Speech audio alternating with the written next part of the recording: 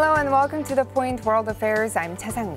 China's largest annual political event of the year, dubbed the Two Sessions, has come to an end after 2 weeks. Thousands of lawmakers and government officials deliberated over the country's policy direction in the coming year, with a key emphasis on its economy. Today, we analyze the results of this year's meetings and discuss what China's next moves might be. For that, we have with us Professor Chu Jae-woo, Professor of Chinese Foreign Policy in Kyung University. Thank you for joining us today. Thank you.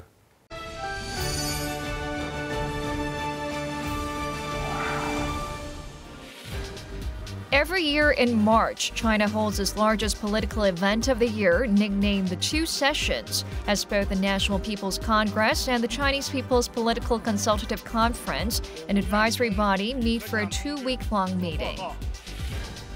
While the National People's Congress attracted global attention last year after revising the Constitution and paving the way for President Xi Jinping to remain in power for an indefinite amount of time, the focus this year was undoubtedly on economic recovery. 在以习近平同志为核心的党中央坚强领导下，砥砺奋进，攻坚克难，完成全年经济社会发展。 Premier Li Keqiang lowered the government's growth forecast for the Chinese economy this year to 6 to 6.5%. The report reflected unstable economic conditions brimming at home and abroad, from trade disputes with the U.S. to sluggish domestic consumption. China is expected to boost its economy by increasing fiscal spending to address the economic crisis it faces. With America's demands in mind, Premier Li said he would expand market reforms and further open up to the outside world. Many analysts say that China may be sending a message of reconciliation to the U.S., with China set to revise its foreign investment law and by leaving out details of its Made in China 2025 in its report. Nevertheless, the issue of technology transfer and protection of intellectual property rights remain thorny issues between the world's two biggest economies. President Xi Jinping is set to face President Donald Trump very soon in the upcoming trade talks. On this week's The Point World Affairs, we discuss the current political situation of the Chinese leader, as well as predict the possible results of the imminent trade talks between the two countries. So, Professor, Yes. tell us about the Two Sessions. We know that there are two meetings, just Yes. like People's Political Consultative Congress and then the National People's Congress. Yes. So break down those meetings for us and tell us what the significance of those two meetings are for China's politics and economy, right? Yes, we can first go into the scheduling of these two conferences. Political Consultative Conference precedes National People's Congress. In other words, Political Consultative Conference will be the last round of reviewing the policies that is going to be delivered at the National People's Congress. So it'll be the last screening session of the policies that the Chinese Communist Party has made and drafted earlier the preceding year at the party's Congress.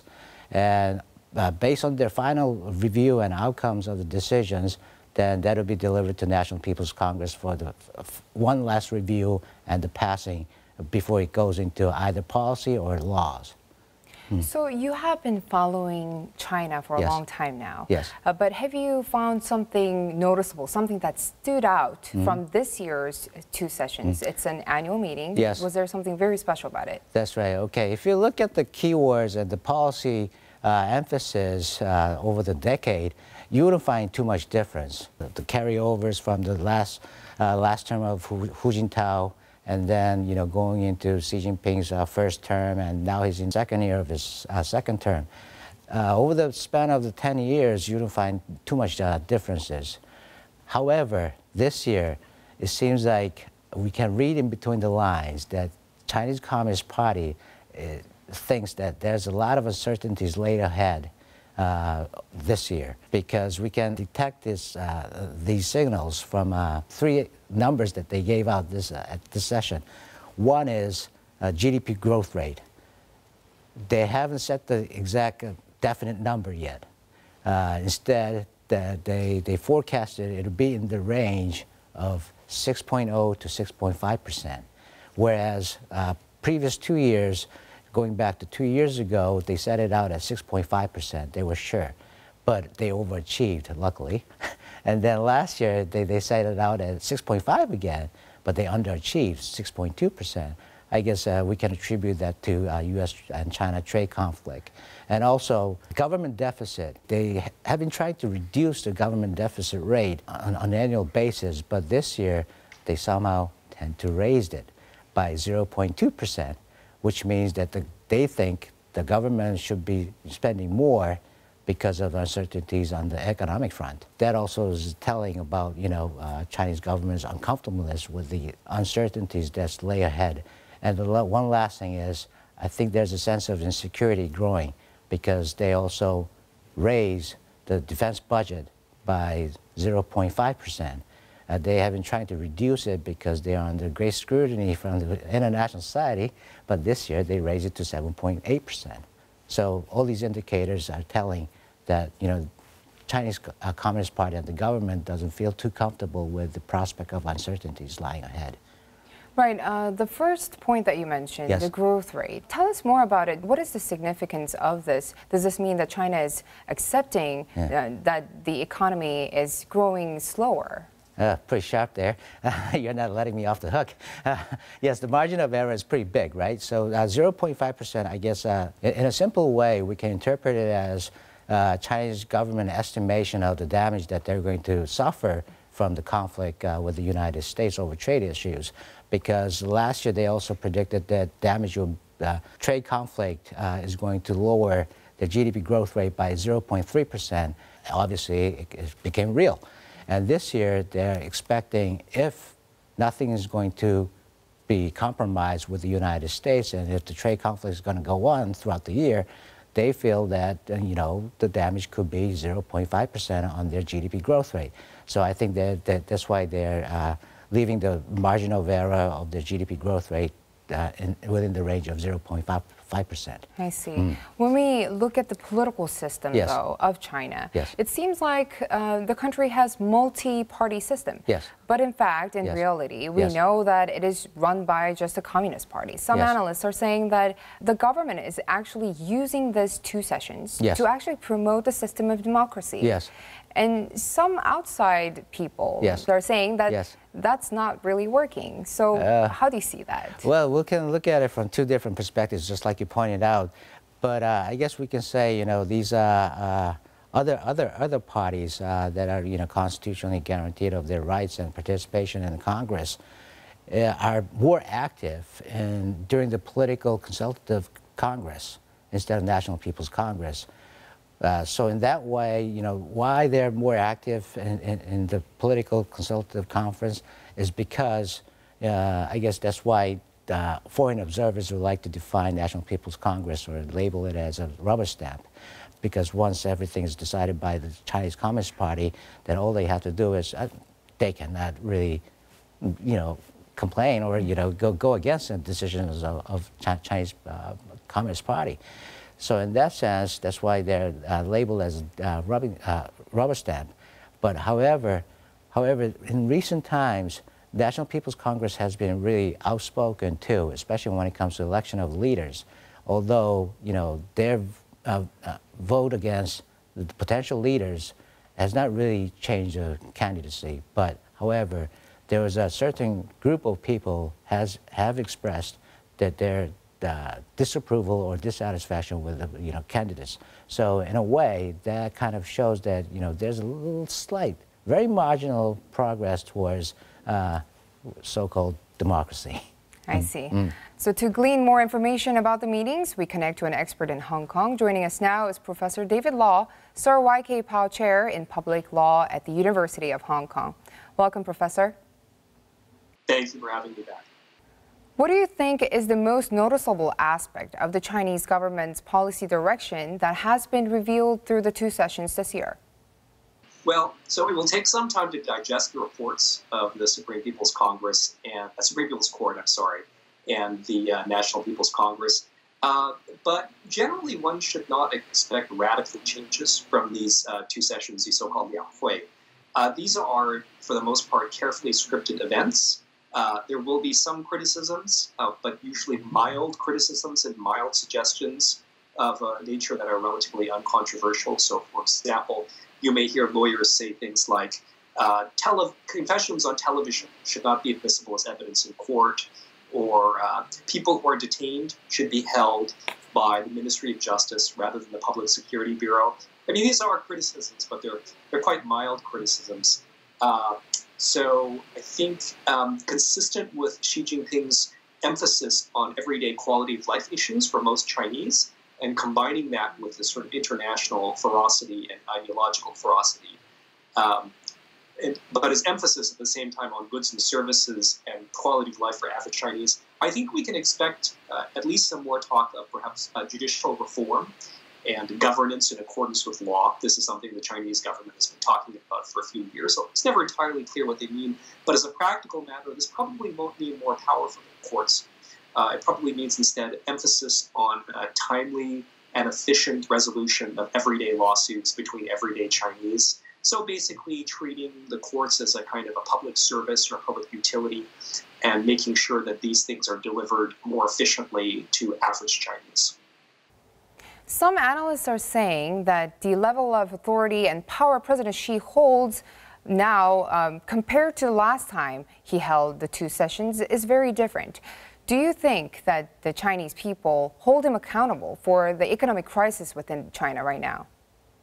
So there isn't much hard evidence right now that there's widespread unhappiness with President Xi. Certainly looking at a lot of these objective indicators, there is an economic slowdown occurring in China. But the question is, whether everyday Chinese are feeling that, whether they're feeling the pinch right away, whether they now feel their lives are getting worse rather than better. And even if that's in the cards, there may be a bit of a time lag before they really begin to feel this. So I think it's quite tempting and quite interesting to suggest that Xi's position is weakening, but it may still be a bit early to see the effects of that, particularly at, again, an event that is so carefully scripted and choreographed as the two sessions. Professor, as you said, we don't know clear evidence of how satisfactory are the Chinese people about Xi Jinping and his administration, but do we know the level of trust of the Chinese people in Xi Jinping's government right now in recent days? So most of the statistics about public support for President Xi and for the Chinese government have to be taken with a grain of salt, because obviously the Chinese government can't really be relied upon for accurate, objective polling data. But still, the semi-official reports are pretty consistent with the sense one gets from talking to regular folks, which is that whether we like it or not in more democratic countries, President Xi is like Vladimir Putin in Russia. He's actually quite a popular leader among most average Chinese. Now, it is the case that there's heavy censorship and they don't have competitive elections, but I would not be surprised, and I think many China experts would probably say the same thing. If you were to have elections tomorrow, probably Xi would be elected by a strong majority.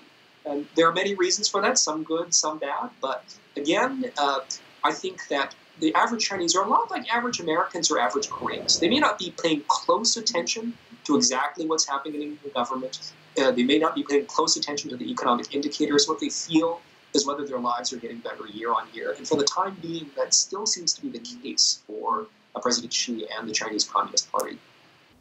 Thank you. That was Professor David Law from Hong Kong. Now, Professor, sometimes these annual meetings are used to consolidate the power of a Chinese leader. Yes. But have you noticed from this year's two sessions some weakened authority or power of President Xi?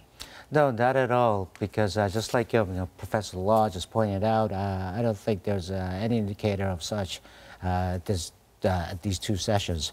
But going back to last year, when the first preliminary of the session was held last year, and that's when Xi Jinping got elected to the presidency, and he was also able to amend the constitution so that there wouldn't be any limits on terms. So he's free to go for a third and fourth term, just like President Putin in Russia. But despite, amendment of Constitution, he's getting a lot of support from the Chinese public. And just like Professor Lau just pointed out, if the election is going to be held tomorrow, then, he's more likely to be reelected by a majority of Chinese people. So I don't think there's such an indicator as to his position or leadership is undermined. Some commentators have been pointing out that President Xi appeared in front of the stage, Yes. at the podium, Yes. without having his hair dyed. Yes. It doesn't happen very often. No. And some say that Yes. this is somewhat of a political interpretation. So how do you see that? Pundits would like to pinpoint such change from the previous sessions. They like to take note of some differences in appearance to begin with. I don't know if you noticed. I don't know how you interpreted it, but I don't know. If you ask me, I think probably it's normal. Probably he didn't have time, because he was preoccupied with two important things before the session started. And we all know that last week of February, Trump and Kim Jong-un summit was going on in Hanoi. He was scheduled to visit island of Hainan to meet President Trump. It had working group meetings went well over the compromising the U.S. and China trade conflicts. And they were supposedly get together and sign the agreement on March 1st. But that didn't go well, so he might have been really preoccupied, or who knows. Right, who knows? So we connect to another China expert now. Joining us now is Joseph Chang, Chair Professor of Political Science at the City University of Hong Kong. Welcome, Professor. Thank you. In the past, China's two sessions had a strong political nature. But recently, Beijing has been heavily focusing on the economic aspect. Why do you think the emphasis has been on the economy for this year's two sessions in particular? In the first sessions last year, the leadership mainly handled the constitutional revision and important personnel changes. And of course, in the second sessions, they naturally turned to the economic issues.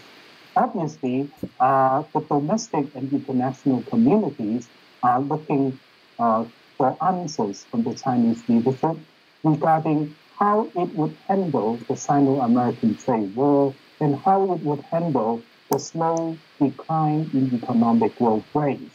So certainly people expect certain plans, certain responses from the Chinese leadership in the session.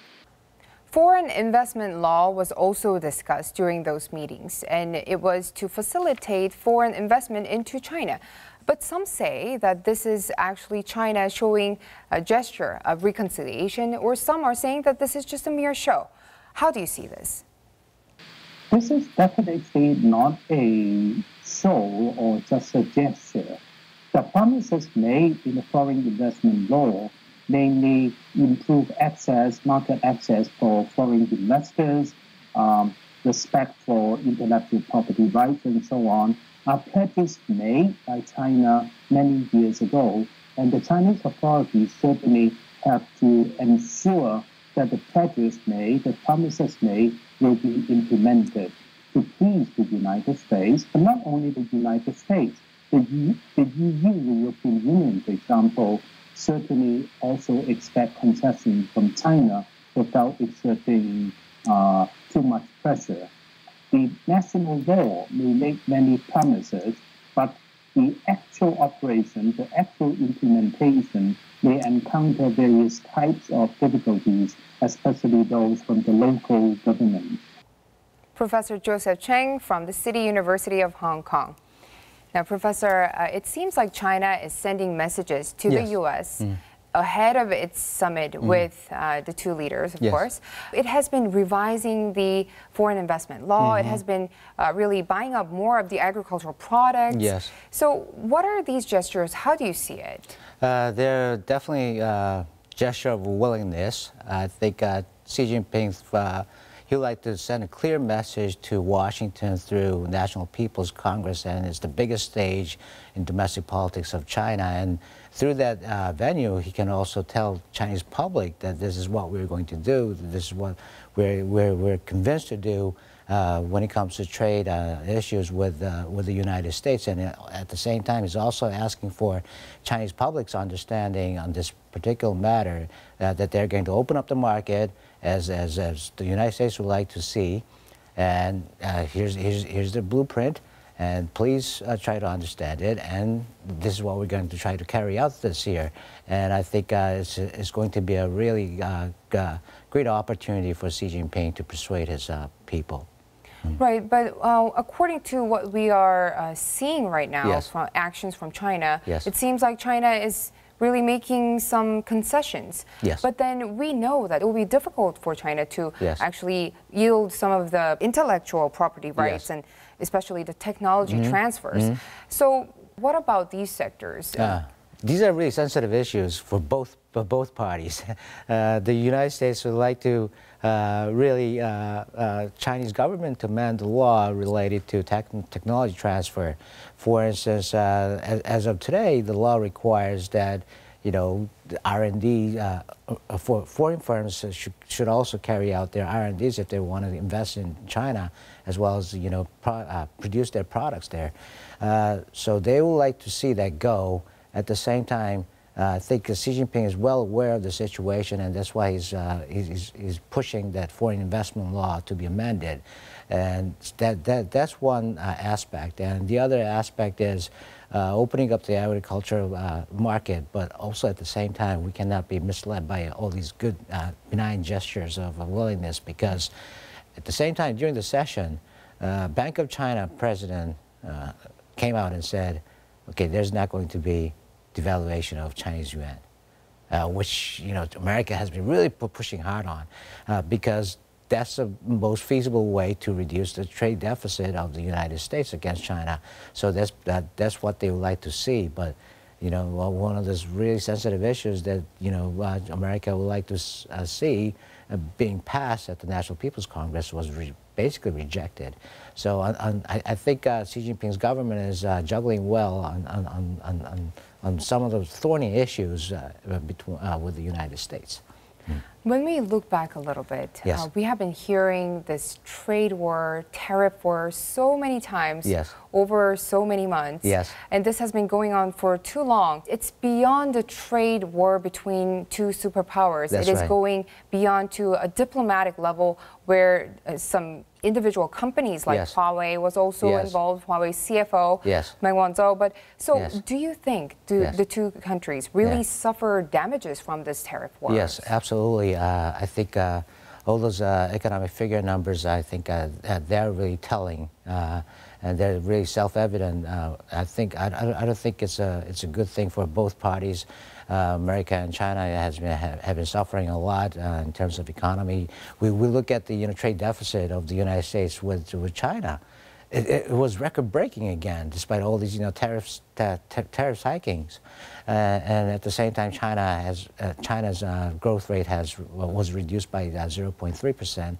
So I think all these numbers are showing negative aspect of the trade war. So they feel it, and I think both leaders also understand that the situation cannot go out of hand to the extent that it's going to ignite public dissentment, public dissatisfaction, and which may lead to also rise of nationalism.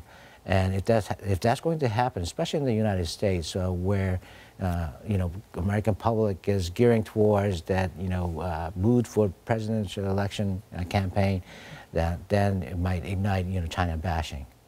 All right, and before I let you go, Yes. how about the impact Yes. of the U.S. and China trade talks Yes. on the Korean Peninsula, especially South Korea Yes. imports and exports a lot? China is very important when it comes to playing the role of peace process Yes. in the Korean Peninsula. So That's right. tell us that it's going to be good. Yes, I think this year, Korean government should really focus on improving relationship with China.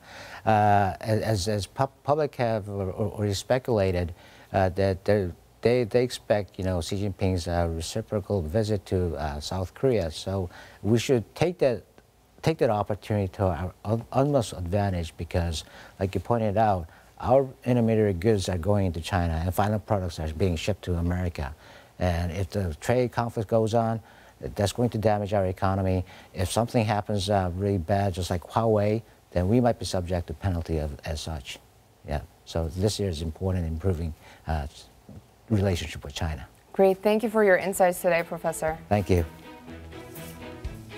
China's top national event may be concluding, but all eyes are now certainly on its next move as the world's largest developing country. That's all for this week's The Point World Affairs. Today is a bittersweet day as I move to a new venture at Arirang News. The crew has been amazing, and it's been my pleasure to be your host. Stay tuned for the next episode and hope to see you again next week as I report to you from the National Assembly. Have a great day.